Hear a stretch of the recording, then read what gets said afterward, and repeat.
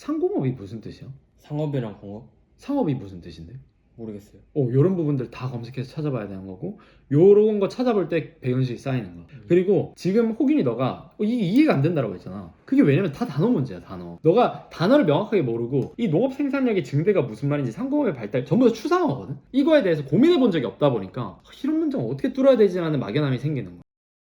오늘 촬영할 학생은 굉장히 특이한 학생입니다. 일단 검정고시로 2023학년도 작년 수능을 친 학생이고요. 근데 무려 성적이 수학 기하를 선택해서 100분이 99, 과탐 올 1등급, 영어 2등급, 국어만 4등급인 학생이에요. 그러니까 이 친구가 의대가 목표인데 국어 때문에 좀 어려움을 겪는 상황이죠. 이 친구 공부한 걸 들어보니까 다른 고3 친구들이랑 마찬가지로 그냥 1타 인강 선생님 잡고 1년 동안 풀커리를 쭉 탄 학생입니다. 근데 이렇게 똑똑한 학생조차도 그 유명하다라는 1타 국어 강의를 풀커리로 아주 성실하게 따라갔는데 왜 성적이 안 나왔을까? 오늘 영상은 자기가 좀 공부 좀 하는 학생이다, 반에서 나름 중상위권, 상위권이다, 근데 국어가 고민이야. A라는 강사는 이렇게 풀라고 하는데 B라는 강사는 또 이렇게 풀라고 하고, 그 사이에서 방황하고 있는, 그러니까 공부하려는 의지와 노력은 있는데 방향이 안 잡혀서 방황하고 있는 그런 상위권 학생들이 본다면 정말 많은 도움이 될 것 같은 영상입니다.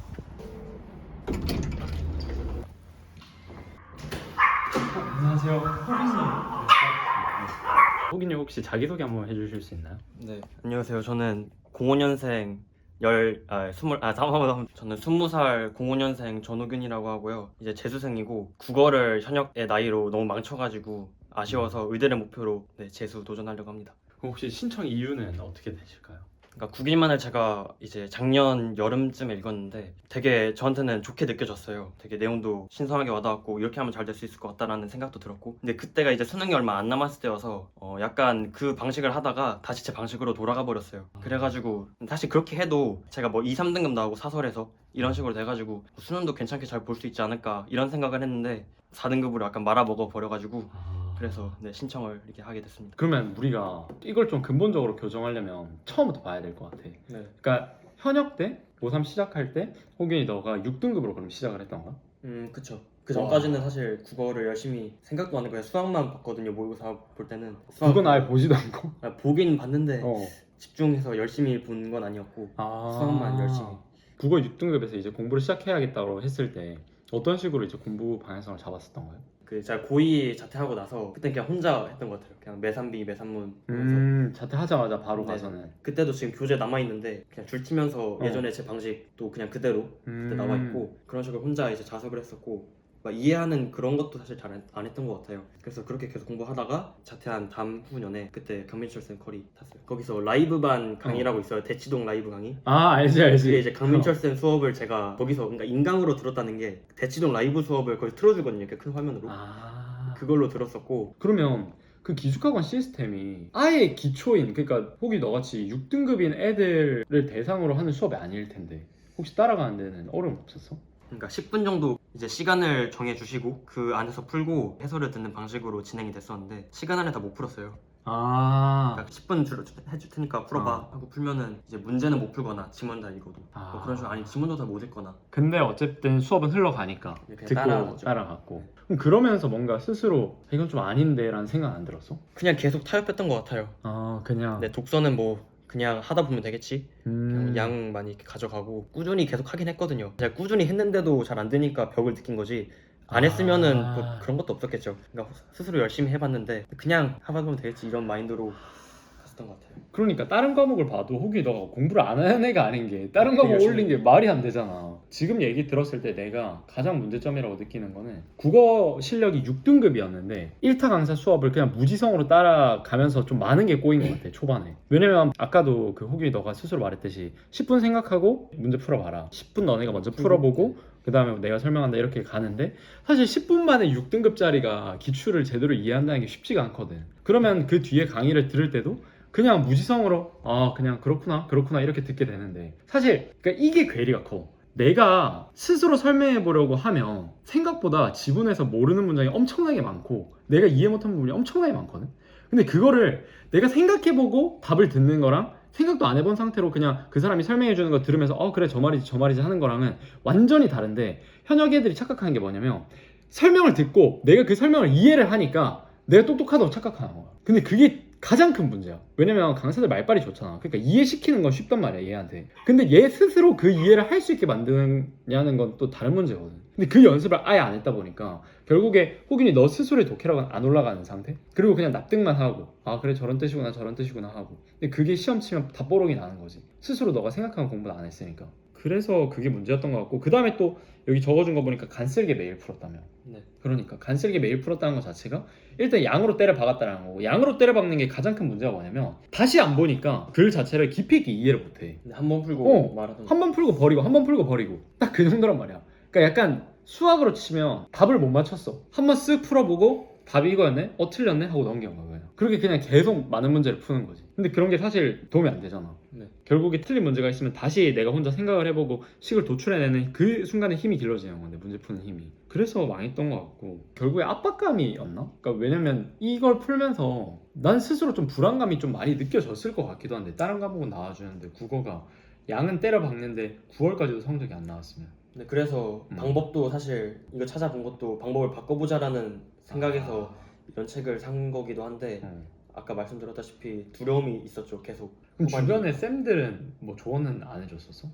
글을 읽는 거에 대해서 조언은 못 들었고, 그 공부 습관 어떻게 무슨 뭘 풀어야 되고 뭐 어떻게 가져가야 되고 몇 시간을 가져가야 되고 이 정도만 들었던 것 같아요. 사실 글을 읽는 게 핵심인데, 글을 읽는 걸 안 고치면 공부를 3시간 하든 4시간 하든 다 소용이 없거든. 혹시 너가 9개만 읽으면서 궁금했던 것들 여기 적어왔는데 이거 하나씩 보면서 내가 답변을 한번 해줘 볼게.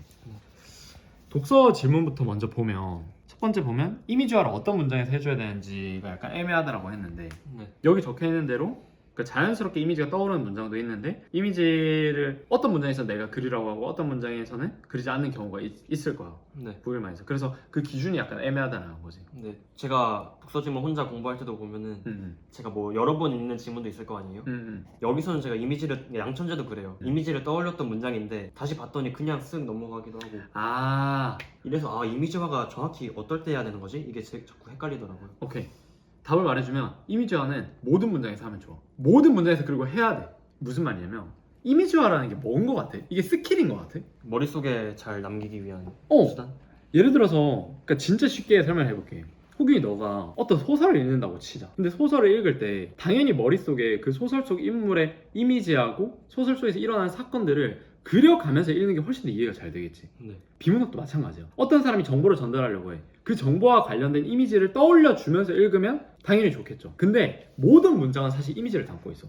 왜 그런 줄 알아? 문장은 뭘로 구성돼 있어? 단어로 구성돼 있죠. 네. 단어는 무조건 이미지를 품을 수밖에 없어. 물론 이미지가 안 품어지는 것들도 있지. 논리학 지문이나 명제 막 이런 것들은 이미지가 안 떠오르기도 하는데, 그래도 대부분의 단어들은 이미지를 품고 있단 말이야. 한 가지 질문만 해보고 싶은데, 그 양천재 지문 처음에 설명할 때 양인과 천인으로 나뉘는 게 양천재다 이렇게 하는데 그거는 어떻게 떠올려요? 그렇지. 예를 들어서 양인과 천인으로 나눠진다는 문장이 있어. 그럼 내 머릿속에서 뭐가 떠오르냐면 양인과 천인? 양반의 이미지가 떠오르고 천한 노비의 이미지가 떠오르는 거야. 그런 식으로 쫙 내려가는 거지.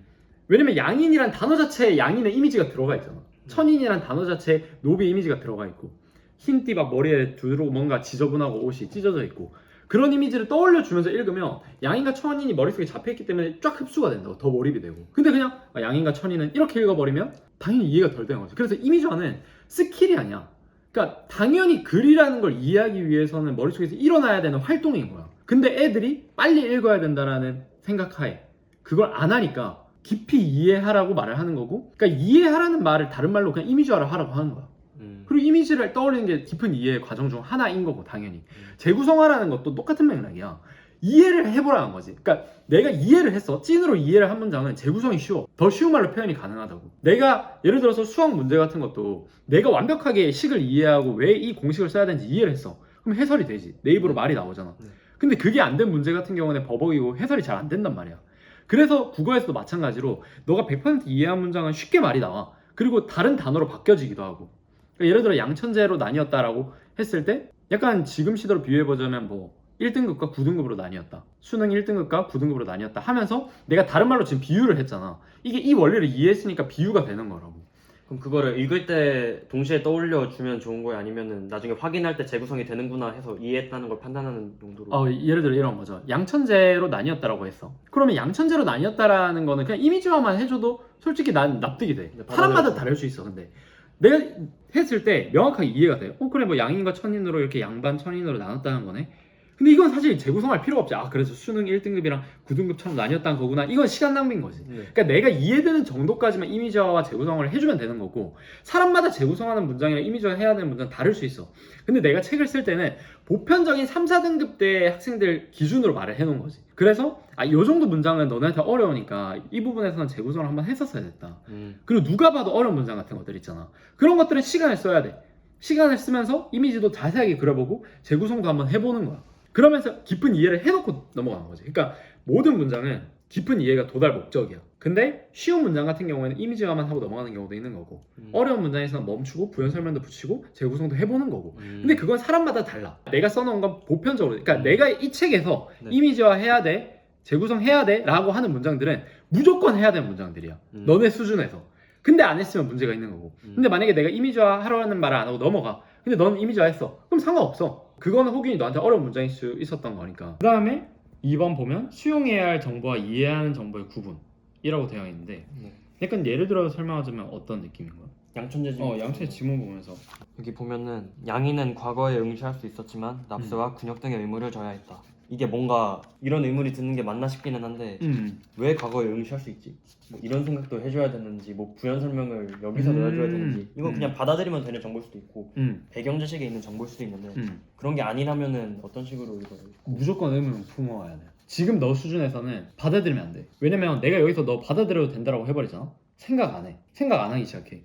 근데 이것도 방금 너가 의문 품었듯이 당연히 생각해봐야 돼. 너무 좋은 질문인 거지. 왜 양인은 과거에 응시할 수 있었던 거지? 라는 생각을 해봐. 근데 뒤에 읽어보면 양인이 주로 그 집단인 걸 알 수 있어. 그러니까 권력을 가진 집단이라는 걸. 그러면 권력을 가진 집단한테만 응시 권한을 줬구나. 왜? 관료라는 건 뭐야? 나라를 다스리는 애들이잖아. 그러니까 애들이 권력을 공고히 하기 위해서 천민들한테는 과거를 응시할 수 있는 기회를 안 주고 얘네한테만 응시할 수 있는 기회를 줬던 거야. 그러니까 의사가 될 수 있는 기회를 공부 잘하는 애들, 그러니까 부자인 애들한테만 줬다라는 거지. 그러니까 당연히 이해가 쉬운 거지. 당연히 그렇게 했구나. 그러니까 의문은 무조건 품어야 돼. 그런 습관은 되게 좋은 거야. 그리고 모든 문장에서 의문 품어줘야 돼. 근데 독해력이 늘어나잖아. 방금 내가 말했던 게 자연스럽게 머릿속에 돼. 그래서 모든 문장에서 의문을 품어야 되고, 지금 단계에서는 혹이 너가 4등급이잖아. 그러니까 너 입장에서 봤을 때는 그러면 모든 문장에 의문이 품어지는데? 이게 맞나 싶을 거야. 그게 맞아요. 그래서 속도를 늦추라고 하는 거야. 그래서 한 지문에 4시간 쓰라고 하는 거야. 너가 다 뚫기 위해서는 모든 문장에 의문이 품어질 수밖에 없고, 그 과정을 거쳐야지 1등급이 되는 거거든. 이걸 거쳐야지 수능장에서는 그래 오케이 하다가 몇 개가 툭툭 걸려. 그럼 거기에서만 생각하고 이건가? 체크해놓고 그 다음에 툭툭툭 읽어 내려가는 거지. 그렇게 1등급이 만들어지는 거야. 그래서 여기서 나오는 게 너가 등급이 안 올랐던 이유는 그 정도 실력이 아닌데 전부 다 오케이 하고 넘어갔으니까 실력이 안 올랐던 거야. 그러니까 풀어야 되는 양이 많으면 어떻겠어? 너 오늘 만약에 이거 10질문 안 풀면 혼나. 그런 상황에서는 너가 이거 하나씩 다 따져보고 있을 시간이 있겠어? 없지. 간쓸게 매주 나오는데 매주 풀어야 되는데 어떻게 이걸 생각을 하고 있지? 그리고 조급해하지 말고, 넌 지금 머리가 좀 있는 학생이란 말이야. 메타인지도 있고. 그래서 감만 딱 한번 잡으면, 그러니까 그 고통스러운 2개월만 딱 천천히 시간 들어가지고 이해하는 방법만 딱 잡으면 팍 오른단 말이야. 근데 그 시간이 작년에도 그랬으면 난 너 올랐을 것 같아. 충분히 2등급까지는. 근데 그걸 말해주는 사람이 아무도 없었고, 그러다 보니까 그냥 계속 겉핥기식으로만 공부를 했던 거지. 그러면 실제로 지문 보면서 좀 더 구체적으로 잡아줘 볼게. 네. 근데 잠시만, 지금 혹이 너 읽는 거 봤거든? 네. 약간 너무 빨라, 읽는 속도가. 여기 나도 방금 여기 이 부분 읽고 있었는데 너 벌써 절로 가버렸거든? 조금 속도를 낮추고 조금만 더 씹으면서 넘어가 봐봐. 지금 너무 빨리 읽으려는 그 습관이 너무 남아있는 것 같아. 그럼 지문에서 어려웠던 부분들, 의문이 품어졌던 부분들에 대해서 나한테 한번 말을 해줘볼래? 제가 갑오개혁으로 철폐되기 이전까지 조선사회의 근간이 되었다라는 문장을 납득을 해보려고 부연 설명 만들려고 했는데 지금 안 되는 것 같거든요. 이거는 배경 지식이 있어야 되는 그런 건가요? 마지막 문장? 네. 그럼 한번 가볼까? 네. 봐봐. 일단은 내가 여기서 또 묻고 싶었던 게, 여기 보면 납세와 군역이라는 조금 어려운 단어가 있어요. 무슨 뜻인지 알아? 납세와 군역이? 납세는 세금을 내는 거고 군역은 군대 가는 거. 맞죠. 오케이. 그러면 단어는 문제 없고, 천인도 천한 사람이니까 말 그대로 천인이라고 말하는 거고, 그 다음에 천인과 대비되는 양인이니까 양인은 천인에 비해서 높은 위치에 있는 사람이라는 것도 납득됐고. 네. 맞죠? 네. 그래서 계속 읽어보면 관료 집단을 뜻하던 양반이 16세기 이후 세습적으로 군역 면제 등의 차별적 특혜를 받는 신분으로 굳어졌다. 그럼 여기에서 원래 양인이랑 천인으로 나눠진 양천제가 경국대전에 규정된 신분제라고 했잖아. 근데 갑자기 양반이라는 새로운 단어가 나와. 맞죠? 네.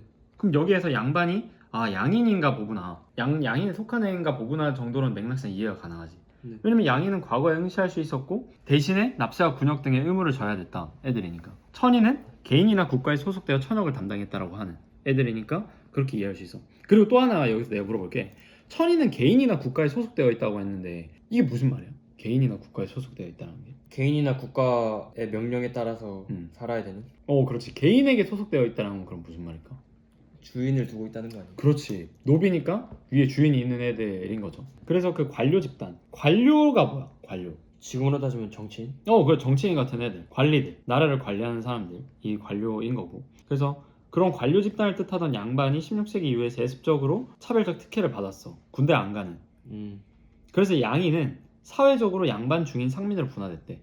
그럼 여기까지 읽고 납득할 수 있는 건 양인, 천인으로 나눠져 있는데 양인 중에 양반이 있나 봐. 양인이 그래서 양반, 중인, 상민으로 분화됐고 양인이 아까 전에 위에서 보면 군역 의무를 져야 된다고 했잖아. 근데 양반은 안 지네? 그래서 양반이 특별한 계급이란 거야. 양인 중에서도.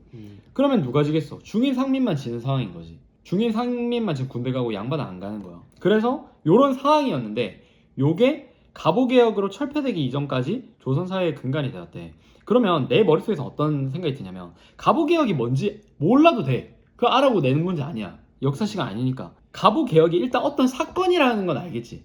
개혁이란 말이 있으니까. 그러니까 어떤 개혁이 일어나기 전까지는 이 신문제가 그냥 유지됐다는 거야. 그럼 여기까지는 충분히 납득할 수 있겠지. 그렇겠네. 그럴 수 있겠네.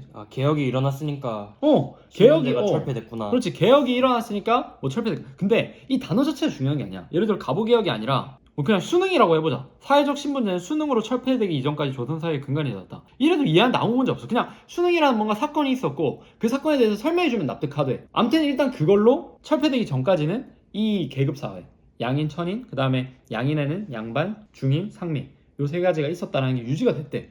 근데 그랬나 보다. 그런 거지. 농업 생산력의 증대와 상공업의 발달로 같은 신문 안에서도 분화가 왜 확대돼요? 그렇죠. 그것도 생각을 해봐야 되는 거지. 그런 거에 대해서 생각을 해보는 게 너의 역할이고 그럴 때 독해력이 올라가는 거야. 왜 이게 이해가 안 되냐면 농업 생산력의 증대가 무슨 말일까? 벼가 많이 자라는? 벼가 자연에 무슨 이상이 생겨서? 수확량이 증가하는? 그렇지. 왜 증가해 근데? 뭐 경제적으로 좋아졌나? 경제적으로 좋아졌을 수도 있겠고 봐봐. 벼가 사실 자라는 건 똑같을 거 아니야. 자라는 양은. 근데 수확량이 어떻게 더 많아질 수 있었을까? 경작을 더 많이 하거나 아니면 수확하는 스킬이 늘어났겠지. 예를 들어 소로 밭갈던 시제보다 저 기계가 밭가는 게 훨씬 더 수확량이 많잖아. 네. 그거랑 똑같이 조선도 조선 후기에 접어들면서 농업적으로 어떤 스킬들이 많이 발달되고 재배하는 스킬이 늘어난 거야. 그러니까 당연히 농업 생산력이 증대가 된 거지. 그럼 봐봐. 농업 생산력이 증대가 됐어. 예를 들어서 우리 집이 농민이야. 농민인데 원래는 농사 지으면 벼가 한 3개 정도 나왔어. 그러니까 쌀가마니가 3개 정도 나왔어. 근데 농업 생산력이 증가가 됐다는 건 쌀가마니가 3개 이상이 됐다는 거잖아. 네. 그러면 우리 집은 더 풍족해져 안 풍족해져? 더 풍족해지겠지. 네. 몇 개는 팔아서 돈으로 바꿀 수도 있고. 그러면 우리 집의 권력이 어떻게 돼? 세지겠죠. 당연히 돈이 많아지니까. 그리고 상공업의 발달이라고 했는데 상공업이 무슨 뜻이야? 상업이랑 공업? 상업이 무슨 뜻인데?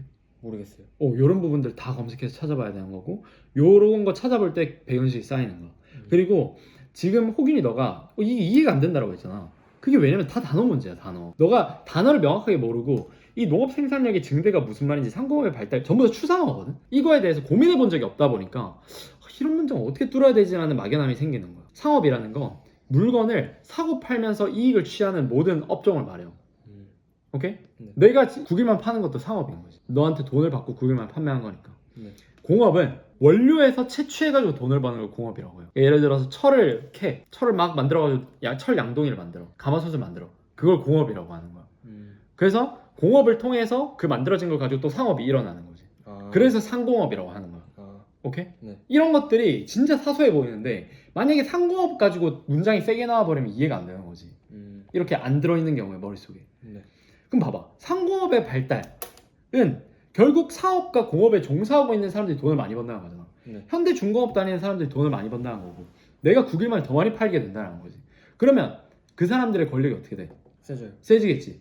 근데 이건 약간의 지식인데 근데 이게 약간 너무 당연한 지식인데 양반들이 상공업에 종사했을까? 아니요. 왜냐면 걔는 글 쓰고 정치하는 애들이잖아. 그러면 그러니까 상공업에 종사하는 애들 돈을 많이 벌어. 농사 짓는 애들 돈을 많이 벌어. 그럼 권력이 걔네가 더 세지는 거지. 그럼 신분제 어떻게 돼? 동요가 되겠지. 왜 얘네가 돈이 더 많고 양반 조지할 수 있는 상황이 되는 건데. 그러니까 이게 너무 당연한 거야. 이 단어를 알고 있으면. 당연히 농업 생산하고 상공업 발달하면 그 분야에 있는 종사들이 돈을 많이 벌 거고, 돈을 많이 번다는 건 권력이 세진다는 거고, 그러면 얘네가 권력이 세지니까 어떻게 돼? 이제 명예를 찾겠지. 돈이 내가 이제 100억에 있어. 그럼 이제 명예를 찾게 된다고. 그럼 나도 양반 시켜줘. 이렇게 되고 분란이 일어나는 거지. 그래서 이걸 한 번이라도 생각을 해봤던 애들은 너무 쉬운 거야, 이 질문이. 이 당연한 말을 하고 있네, 이런 느낌. 근데 이게 배경 지식이라고 할 만해? 내가 지금 한 말이 너무 당연한 거 아니야? 거기까지 생각을 안 해봤어. 그냥 생각을 안 해본 걸 뿐이야. 태도 자체가 거기까지 깊게 들이박으려고 생각을 안 해봤던 거지. 글을 읽어가면서 문장을 그냥 받아들이고 자연스럽게 뭐 그렇구나 하고 넘겼던 문장들을 이제는 제가 뭐 나름 부연 설명을 만들거나 재구성을 하거나, 그리고 뭐 이미지화도 사실 모든 문장에서 다 해야 되느냐 뭐 이런 고민도 있었는데, 결국에는 모든 문장을 다 해가면서 연습할 때 최대한 이미지화 해주고 재구성하는 연습을 해줘야 독해력을 늘 수 있겠구나, 그런 생각이 들고, 모두가 사실 국어 1등급을 만들어 주마인 책이지만 모두가 1등급이 되는 건 아니잖아요. 그렇지. 이걸 어떻게 받아들이냐에 따라서 잘 활용하면은 진짜 2개월 만에 뭐 1등급 될 수도 있는 거고. 다 해결된 것 같아요. 다 해결됐어? 네. 오케이. 생길 수도 있겠지만 생기면 그때 말하고. 네. 그때 나한테 연락해서 말하고. EBS는 건들지 말고요. 작년에 EBS 했을 때 어땠어? 체감됐어? 현장에서. 안 된 것 같아요. 이번에도 안 될 거야. 하지 마. 알겠지? 네. 오케이. 그러면 오늘은 여기까지. 거기는 이제 나 그러면 가볼게. 안녕히 계세요.